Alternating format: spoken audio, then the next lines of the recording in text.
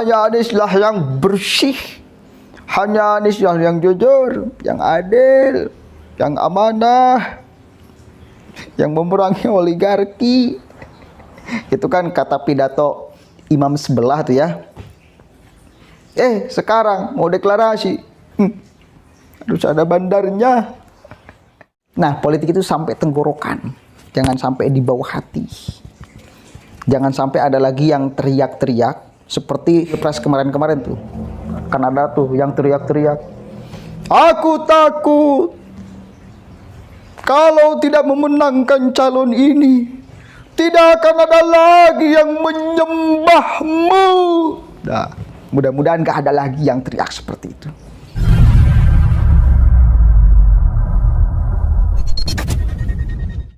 Assalamualaikum warahmatullahi wabarakatuh. Hamdan syukran lillah amma ba'd. Sahabat manusia plural yang saya hormati dan saya banggakan, sekarang lagi sangat ramai urusan bandar. Bandar bos, bandar. Dan sekarang tadinya dijadwalkan sudah sangat ramai, akan terbentuk koalisi, akan deklarasi koalisi Demokrat, Nasdem, dan PKS.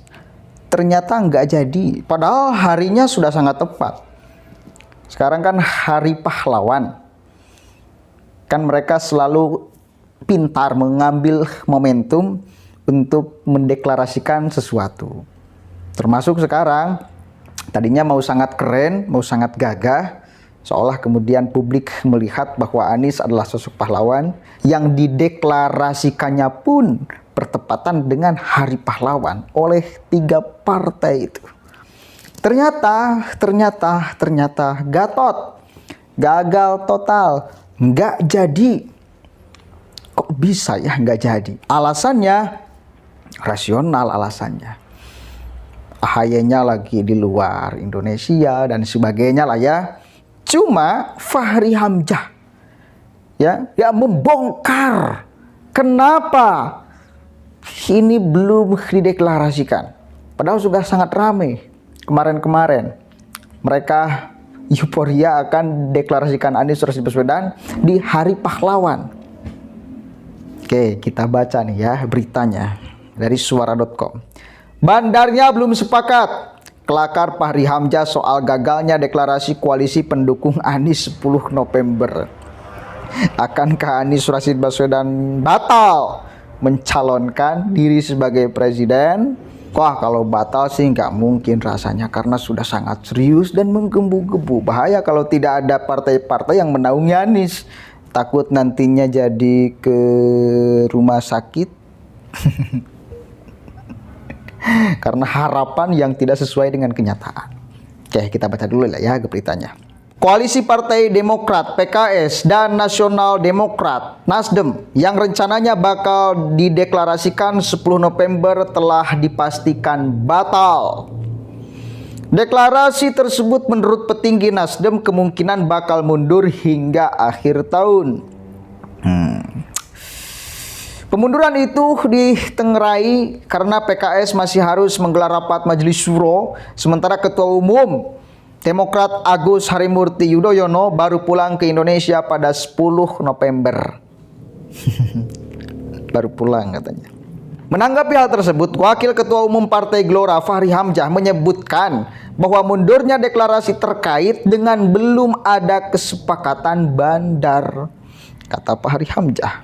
Fahri menyebutkan untuk memenuhi presidensial threshold 20%, partai bisa bergabung untuk membangun koalisi, namun keputusan itu tergantung dengan sosok bandar. Ya, ini maksudnya pembelian tiket itu, mengumpulan tiket 20% itu bukan kerja parpol, ini kerja bandar. Parpol nggak sanggup, Anies Baswedan nggak sanggup, ungkap Fahri Hamzah dalam perbincangan adu perspektif.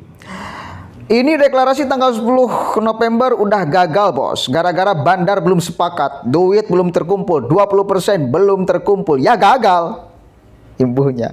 Lebih lanjut, Fahri Hamzah menyebutkan bahwa partai yang cukup bebas dari bandar adalah PDI Perjuangan. Pasalnya PDIP sudah memenuhi ambang batas 20% dari presidensial threshold dari pemilu sebelumnya. Yang agak bebas dari bandar cuma PDIP. Cuma PDIP nggak punya calon sendiri, nggak populer. Calonnya nggak dikehendaki, itu kan dilema. Kelak Fahri. Jadi batalnya koalisi Demokrat, PKS, dan Nasdem, kata Fahri Hamzah dengan sangat belak-belakan karena bandarnya belum sepakat.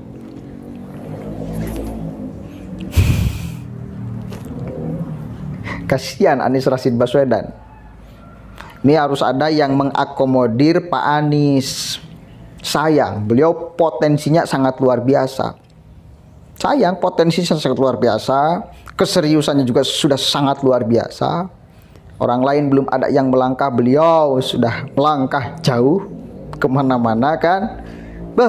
Ini harus ada yang mengakomodir Pak Anies Rashid Baswedan. Tapi katanya ini dipundurkan sampai akhir tahun. Ya kita tunggu aja, mudah-mudahan jadi ya, mudah-mudahan gak ada alasan lain untuk tidak deklarasi. Biar Anies lega dan kita pun sebagai masyarakat lega. Sudah jelas ada satu sosok calon pemimpin Indonesia. Begitu ya. Jelas kata Pak Fahri, ini urusan bandar. Anies belum kuat untuk kumpulkan 20%. Parpol juga sama. Ini urusan bandar kata Fahri Hamzah. Yang terbebas dari bandar itu PDIP. Cuma calonnya nggak dikehendaki. Aduh, Gusti Nu Maha Suci. Padahal satu kali lagi sekarang itu hari yang sangat tepat sekali. 10 November. Hari pahlawan. Pahlawan.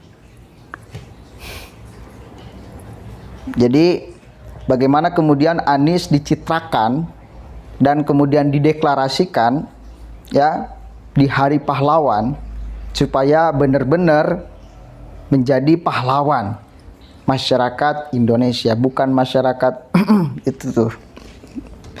Jadi pahlawan bagi masyarakat Indonesia, bukan masyarakat itu tuh. Bukan, tapi masyarakat Indonesia. Karena hanya Anieslah yang mampu melawan oligarki. Hanya Anieslah yang bersih. Hanya Anieslah yang jujur, yang adil, yang amanah, yang memerangi oligarki. Itu kan kata pidato imam sebelah tuh ya. Sekarang mau deklarasi, harus ada bandarnya. Harus ada bandarnya. Ya memang itu ya, ini adalah realitas politik di Indonesia, mau bagaimana lagi. Cuma ya memang suka lucu aja gitu loh. Ketika kemarin Anies di dalam pidatonya, ini masyarakat itu membuat relawan, ya membentuk relawan itu, hatinya tergerak secara sendiri-sendiri, ikhlas tanpa ada bayaran. Ternyata ada muncul video seorang pemuda yang ketika datang, ya di dalam penyambutan Anies Rashid Baswedan, ternyata dia mengeluh, belum makan katanya, belum dikasih sama panitia.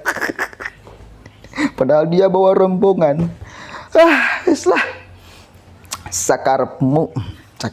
Yang penting Indonesia bisa menjadi negara yang baldatun thayyibatun warabun ghafur. Siapapun pemimpinnya, ya, jangan terlalu dianggap sangat serius. Jangan. Nah, politik itu sampai tenggorokan. Jangan sampai di bawah hati. Jangan sampai ada lagi yang teriak-teriak seperti pemilu kemarin, pilpres kemarin-kemarin tuh. Kan ada tuh yang teriak-teriak. Aku takut kalau tidak memenangkan calon ini, tidak akan ada lagi yang menyembahmu. Nah, mudah-mudahan gak ada lagi yang teriak seperti itu. Mudah-mudahan sampai tenggorokan aja, santai aja, kita harus tertawa aja. Politik itu harus tertawa, ya. Dan mudah-mudahan satu kali lagi para politisi melemparkan isu ke publik tidak berbentuk politik ideologis atau politik identitas. Nah, jujur aja ini kepentingan politik itu, jangan sampai ini kepentingan ya. Dan masyarakatnya juga harus paham, harus ngerti ini orang yang ngomong itu ada tujuan tertentu. Ini orang yang ngomong itu ada tujuan politik. Ini orang yang ngomong itu agar memilih si A, itu politik. Harus paham kita sebagai masyarakatnya biar tidak terbodohi oleh orang-orang yang punya kepentingan besar di luar kalian. Assalamualaikum warahmatullahi wabarakatuh.